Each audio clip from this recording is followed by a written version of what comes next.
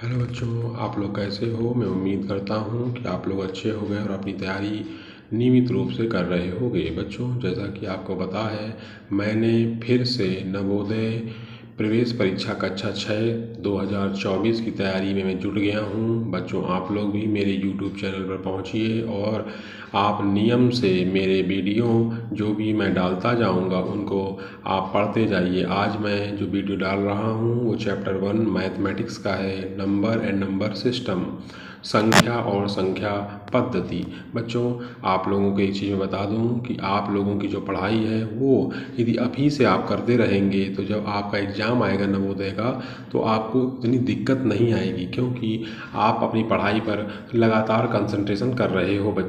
तो बच्चों, आज आप लोग देखिए, मैं आप लोग को बता रहा हूँ कुछ इम्पॉर्टेंट पॉइंट्स, इम्पॉर्टेंट बातें जो कि बेसिक हैं और आपके दिमाग में होनी चाहिए। मेरे बच्चों, जो नए बच्चे में से जुड़ रहे हैं, मैं उनको बता रहा हूँ, सुनिए आप लोग। नंबर सिस्टम में लिखा है अंक। अंक क्या होता है? इसको हिंदी में डिजिट, हिंदी में अंक बोलते हैं, इंग्लिश में इसको डिजिट बोलते हैं।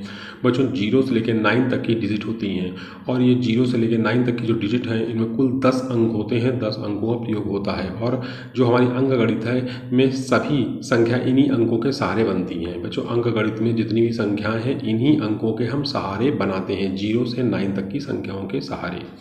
दूसरा है नेचुरल नंबर। नेचुरल नंबर क्या होता है? जिन संख्याओं का प्रयोग वस्तुओं को गिनने के लिए किया जाता है उन्हें प्राकृत संख्या कहते हैं। इसे कैपिटल एन से हम लोग निरूपित करते हैं, कैपिटल एन। ठीक है ना बच्चों, कैपिटल एन से निरूपित करते हैं। ये 1 2 3 4 5 एंड सो ऑन होती हैं। ठीक है, अब चलते हैं आगे। कह रहा है पूर्ण संख्याएं, होल नंबर क्या होते हैं?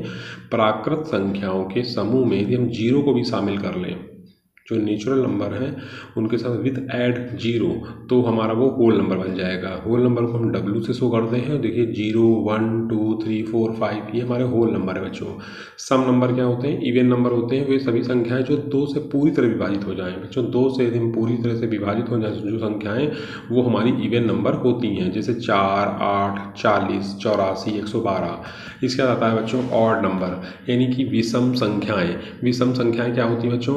वे संख्याएं जो 2 से पूरी तरह विभाजित नहीं होती हैं, जैसे कि 3। आप 2 का भाग 3 में देकर दीजिए आप 2 का भाग 3 में दे नहीं पाएंगे, आपको शेषफल बार बार मिलता रहेगा। तो 2 से 3 विभाजित नहीं है, इसलिए विषम संख्या है।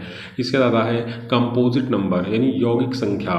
वे सभी प्राकृत संख्याएं जो स्वयं एवं एक को छोड़कर किसी दूसरी संख्या से, बच्चों किसी दूसरी संख्या से भाज्य हों, वो यौगिक संख्याएं कहलाती हैं। क्या कहलाती हैं? कंपोजिट नंबर कहलाती है। कंपोजिट नंबर जो होते हैं बच्चों, वो एक को छोड़ें और वो संख्या को छोड़ दें। आप इन दोनों को छोड़ के और वो किसी दूसरे से उसका भाग जा रहा है तो वो कंपोजिट नंबर होगा। ठीक है ना बच्चों? देखिए कैसे, जैसे लिखा है ना, 4 10 16 40, ये हमारी कंपोजिट नंबर। 4 के पहाड़े में 4 भी आता है, 2 से भी 4 का भाग हो जाएगा। ठीक है ना? तो इस तरह से। इसके बाद आता है इंटीजर। इंटीजर मतलब कि हमारी जो है पूर्णांक। पूर्णांक क्या होते हैं?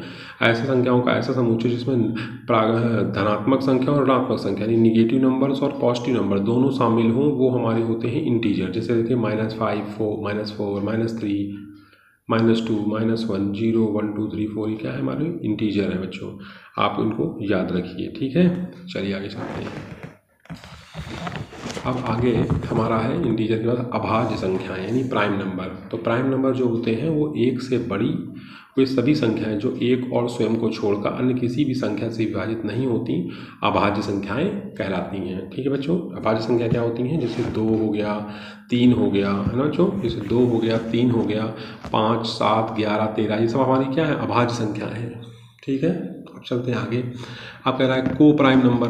तो को प्राइम नंबर होते हैं सहअभाज्य संख्या है। सहअभाज्य संख्या क्या होती है? जब 2 प्राकृत संख्याओं का मासा 1 हो, 2 प्राकृत संख्याओं का मासा 1 हो, वो हमारी को प्राइम नंबर। जैसे 4 9 इसका मासा 1 आएगा, 2 7 इसका मासा 1 आएगा, है ना बच्चों?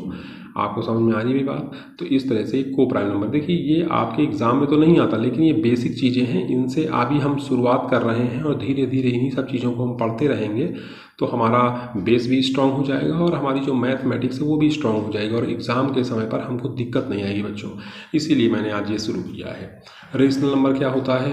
परिमेय संख्याएं। तो परिमेय संख्याएं हमारी जो हैं वे होती हैं जो भिन्न के रूप में हों। जिन्हें a बटा b, जैसे परिमेय संख्या a बटा b, जिसमें b क्या है, पूर्णांक है, a भी पूर्णांक है, लेकिन b को 0 नहीं होना चाहिए बच्चों। यदि b 0 नहीं है तो वो रेशनल नंबर होंगे, जैसे 3/4, 5/8, ये हमें क्या है, रेशनल नंबर है। आपको समझा।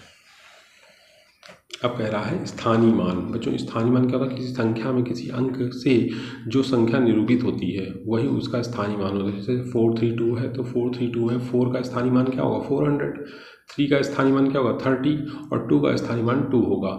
बट जो 432 है, इनका यदि स्थान हम परिवर्तन कर देंगे तो स्थानीय मान में भी परिवर्तन आ जाएगा, ठीक है ना। अंकित मान में ऐसा नहीं होता। अंकित मान में भी हम संख्याओं का मान इधर से उधर कर देंगे, यानी संख्याएं इधर उधर कर देंगे तो अंकित मान पे फर्क नहीं पड़ता, ठीक है ना। और अंकित मान होता क्या है, किसी संख्या में किसी भी अंक का अंकित मान वही होता है जो वो संख्या जिस पर जहाँ पर होती है, ठीक है ना। फिर आती है बड़ी संख्या। जैसे कि हम कहते हैं ना 2 अंकों की बड़ी संख्या क्या होती है, तो बड़ी संख्या का मतलब है कि यदि जितने भी बार बड़ा 2 के लिखा है तो 9 को 2 बार लिख दो। यदि 3 अंकों की बड़ी संख्या कहते हैं तो 9 को 3 बार लिख दो। यदि 4 अंकों की बड़ी संख्या कहते हैं तो 9 को 4 बार लिख दो। बच्चों ये बड़ी संख्या का कॉन्सेप्ट है। छोटी संख्या का कॉन्सेप्ट क्या है कि जितने अंक हैं, जितने अंकों की सबसे छोटी संख्या लिखना है, एक पर उसमें एक से कम शून्य रहा। जैसे 2 अंकों की लिखनी है तो 1 लिखो, अब 2 जीरो से ना लिख के 1 जीरो लिखो, 2 जीरो ना लिख के 1 जीरो लिखो, तो 2 अंकों की जो छोटी संख्या क्या हो जाएगी, 10 हो जाएगी। 3 अंकों की लिखनी है तो 1 लिखो और 3 से 1 कम जीरो, तो 2 जीरो हो गए, और 2 जीरो का मतलब कितना हुआ, 100 हो गया। इस तरह से हम लोग क्या लिखते हैं, 3 अंकों की सबसे छोटी संख्या लिख सकते हैं, है ना बच्चों। तो इस तरह से आपको याद रखना है। अब एक चीज़ और है कि प्रथम n प्राकृत संख्याओं का योगफल निकालना है। मान लो प्रथम n प्राकृत संख्याओं का योगफल निकालना, तो फॉर्मूला होता है n+1/2।